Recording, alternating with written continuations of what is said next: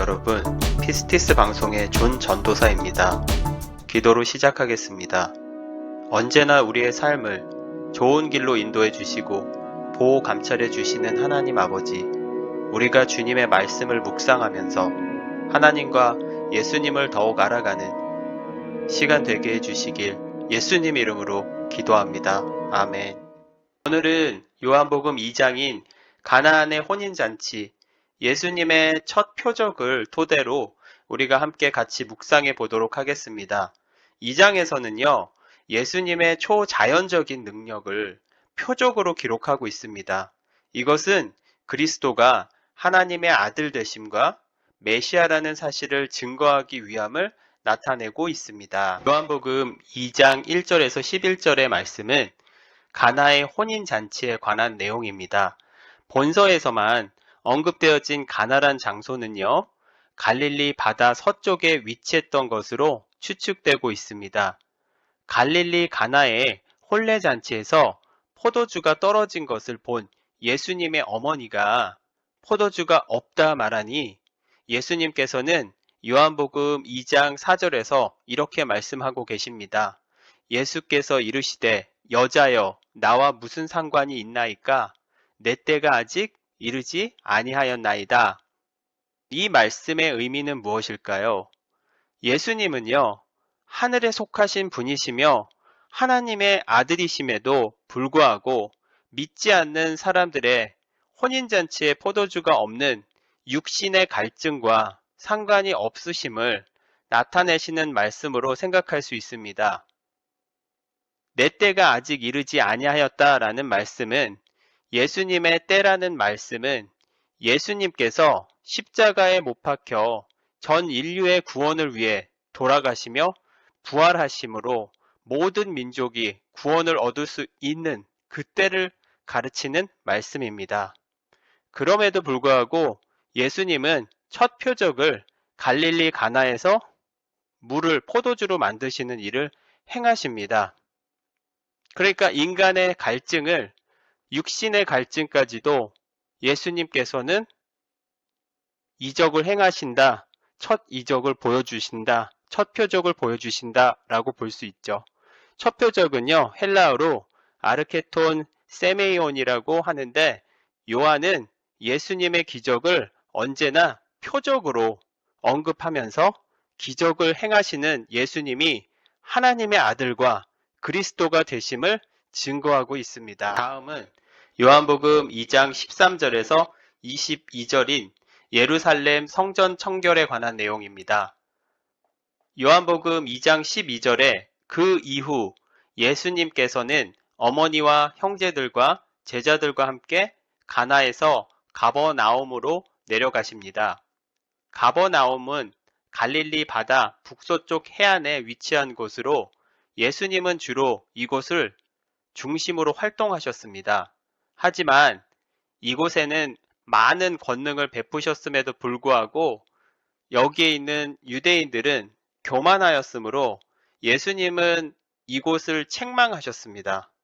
13절에 유대인의 유월절이 가까운지라 예수께서 예루살렘으로 올라가셨더니 라는 말씀이 있습니다. 이 유월절이라는 것은요, 오순절과 초목절과 함께 유대인의 3대 순례 절기로 꼽힙니다. 이스라엘의 출애굽을 기념하는 절기이며 모든 유대인의 남자들은 예루살렘에 와서 유월절을 지키도록 되어 있습니다.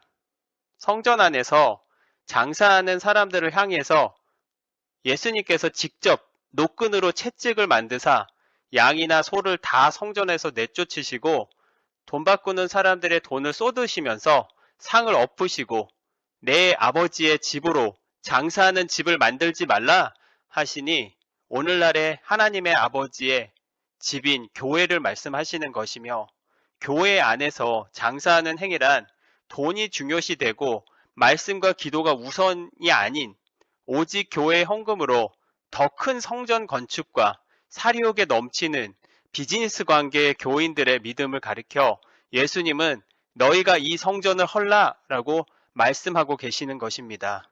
이 헐라라는 요한복음 2장 19절의 말씀은 헬라어로 루사테라고 하는데 건물을 허는 것과 사람의 신체를 죽이는데 모두 사용되었습니다. 예수님은요, 우리를 향하신 말씀인 것이기도 합니다. 우리의 몸은요, 하나님의 성전인 것입니다.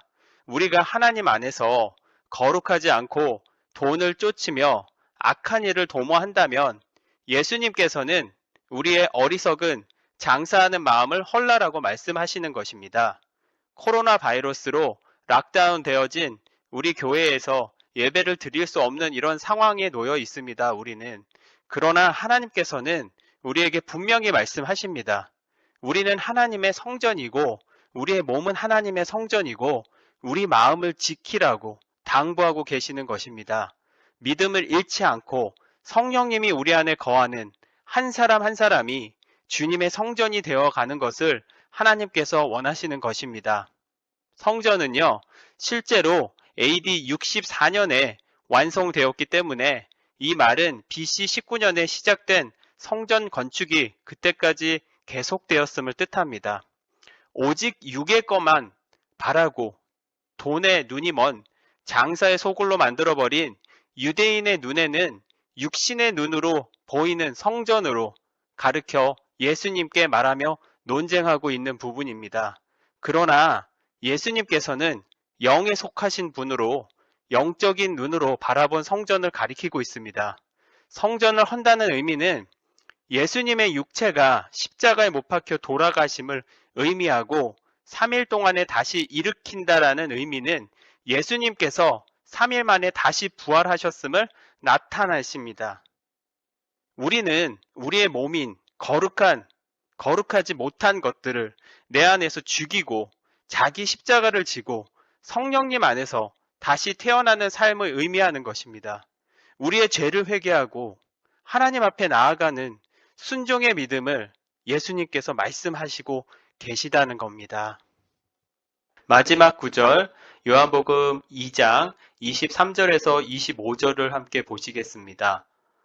자, 이 안에는요, 인간의 본성을 아시는 예수님의 신성을 강조하고 있습니다. 24절에 이렇게 말씀하고 있습니다. 친히 모든 사람을 아심이요. 예수님은요, 다 만나보지도 않았는데 모든 사람에 대해서 다 알고 계신다고 말씀하세요. 25절에는요, 친히 사람의 속에 있는 것을 아셨음이니라 라고 말씀하고 있습니다. 미리 다 알고 계신 거예요. 우리 모든 사람의 마음속이 어떻게 되어져 있는지, 또한 우리의 삶이 과거와 현재와 미래에 어떻게 계획되어서 인도되어지는지 미리 다 알고 계신다라고 말씀하고 계십니다.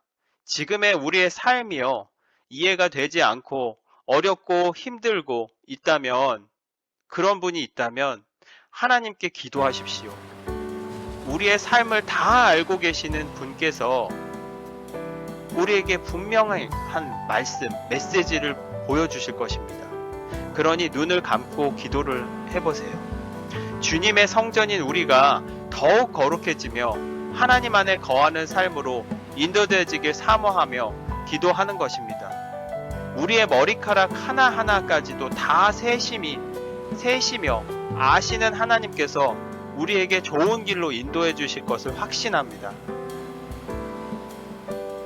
다음 시간에는 요한복음 3장의 핵심된 내용을 중심으로 예수님께서 우리에게 들려주시는 말씀을 함께 깊이 묵상해 보도록 하겠습니다. 다음 시간에 만나요. See you later. 감사합니다.